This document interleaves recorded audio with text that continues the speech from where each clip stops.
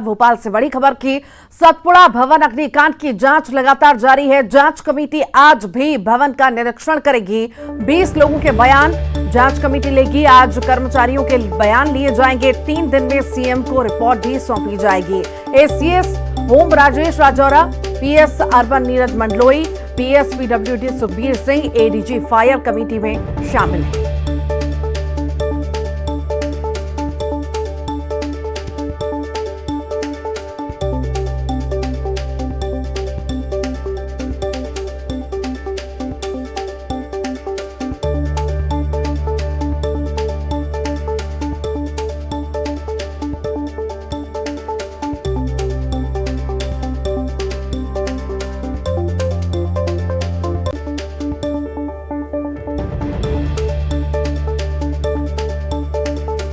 सतपुड़ा अग्निकांड में जांच लगातार जारी है। बता दें आपको 3 दिन ये जांच चलेगी और उसके बाद रिपोर्ट सीधे मुख्यमंत्री को सौंपी जाएगी। जांच लगातार जारी है। आज जो है बयान दर्ज किए जाएंगे वहां के कर्मचारियों के कि आखिर कैसी स्थितियां हो सकती हैं जिस वजह से आग लग सकती है। कई सारे कर्मचारियों के बयान पहले भी आ चुके हैं। ये कमेटी जो है अब पूरी तरह से जांच पड़ताल कर रही है। सख्ती के साथ पूछताछ भी होगी।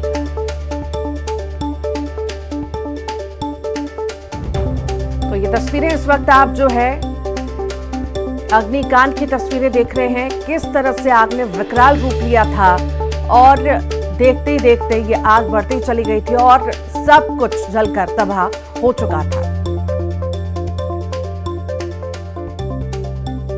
और इसी पर ज्यादा जानकारी के लिए वासु हमारे साथ जुड़ गए हैं। वासु, अग्निकांड की जांच लगातार जारी है और अब तो बयान भी दर्ज किए जाएंगे वहां के कर्मचारियों के, आसपास के लोगों के। और क्या कुछ इस जांच में होगा, किस किस एंगल से जांच होगी, जानकारी विस्तार से।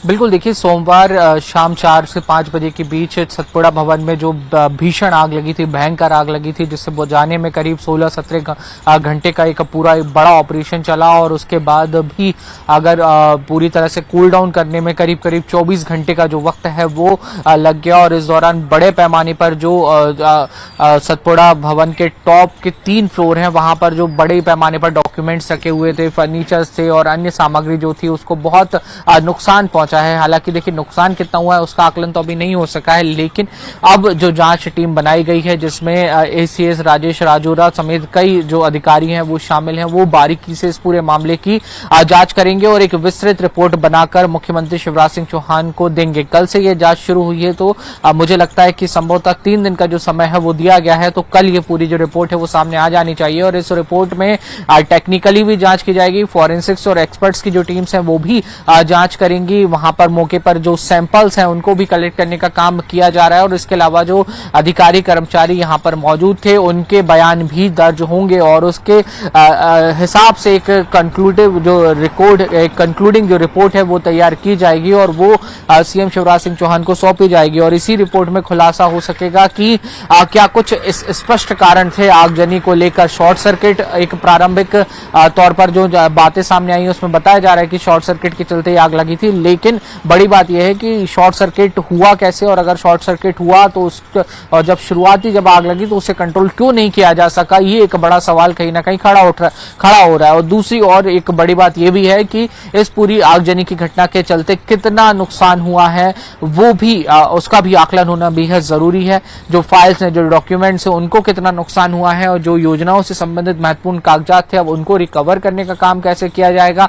क्या इन तमाम जो कागजात जो जलकर खाक हो गए हैं उनका किसी तरीके का डिजिटल डाटा या कंप्यूटराइज्ड रिकॉर्ड मौजूद है या नहीं है, ये सारी चीजें हैं जिनको लेकर जांच रिपोर्ट में कल बड़े खुलासे हो सकते हैं। और टीम जो है वो लगातार जांच रिपोर्ट तैयार करने में जुटी हुई है। कल भी 3 से 4 बार इस टीम ने सतपुड़ा भवन का दौरा किया और आज भी टीम जो है वो मौके पर पहुंचेगी। कर्मचारियों के बयान जो है वो दर्ज किए जाएंगे। इस पूरे मामले पर सियासत भी गर्मा गई है। कांग्रेस ने कई सवाल खड़े किए हैं। कांग्रेस का कहना यह है कि आग लगी है ये लगवाई गई है, इसकी जांच होना भी महत्वपूर्ण है। और कहीं ना कहीं इस पूरे मामले को लेकर अब जो मध्य प्रदेश की सियासत है वो और भी ज्यादा तेज होती हुई दिखाई दे रही है। बहरहाल पक्ष और विपक्ष दोनों ही दल और जनता भी इस बात का इंतजार कर रही है कि सतपुड़ा भवन जो मध्य प्रदेश की एक बेहद महत्वपूर्ण प्रशासनिक बिल्डिंग है, उसमें अगर आग लगती है तो उसके स्पष्ट कारण क्या कुछ हो सकते हैं। जी वासु, देखिए कल भी कुछ लोगों के बयान आए थे, वहाँ के कर्मचारियों के बयान आए थे। उनका कहना था कि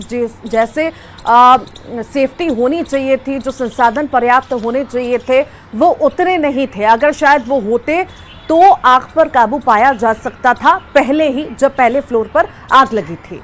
क्या हम ये माने कि जांच जो चल रही है इसके बाद किसी जिम्मेदार पर गाज गिर सकती है? वो जिम्मेदार जिसके पास इन सारी जिम्मेदारियां थी, पर्याप्त संसाधन को देखने की और ठीक करने की। निश्चित तौर पर ये बहुत बड़ा सवाल अपने आप में कहीं ना कहीं खड़े करते हैं। कल जिस तरीके से हम लोग लगातार ग्राउंड जीरो से रिपोर्ट कर रहे थे और सबसे पहले तस्वीरें जो है अपने दर्शकों तक पहुंचा रहे थे और विभिन्न जो इसके अलग अलग पहलू हैं उन पर भी बात कर रहे थे, तो कर्मचारियों से भी चर्चा हुई और कर्मचारियों ने जो बात कही वो अपने आप में काफी गंभीर सवाल खड़े करते हैं। इतनी बड़ी प्रशासनिक बिल्डिंग जहां पर 4000 के लगभग जो कर्मचारी हैं वो काम करते हैं, हजारों लोग रोजाना सतपुड़ा भवन में, आम लोग रोजाना पहुंचते हैं अपने कामकाजों को लेकर।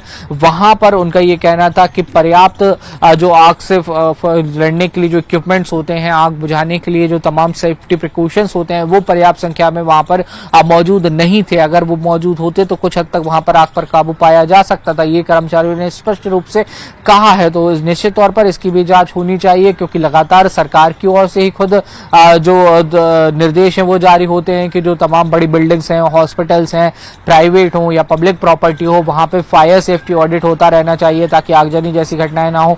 और पहली दफा तो ऐसी घटना हुई नहीं है। हमीदिया में एक बड़ी घटना हुई थी, जबलपुर के एक अस्पताल में आग लगी थी। ये एक एग्जाम्पल है कि आपको हमेशा बहुत सतर्क और बहुत सावधान रहने की जरूरत है। लेकिन उसके बावजूद जो शासन प्रशासन का काम होता है इन सारी चीजों को सर्कुलेट करने का, इन सारी चीजों पर मॉनिटरिंग करने का, और उसी के एक बड़े प्रशासनिक भवन में अगर इस तरीके की व्यवस्थाएं नहीं थी तो कहीं ना कहीं गंभीर सवाल ये खड़े करते हैं और जिस पर विस्तृत जांच होनी चाहिए। और आपने ठीक कहा कि जो जिम्मेदार है उन पर कार्रवाई भी जरूरी है।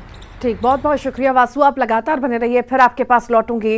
भोपाल से एक और बड़ी खबर है, शिवराज कैबिनेट की आज अहम बैठक है, कई अहम प्रस्तावों पर मुहर लगेगी। सहकारिता नीति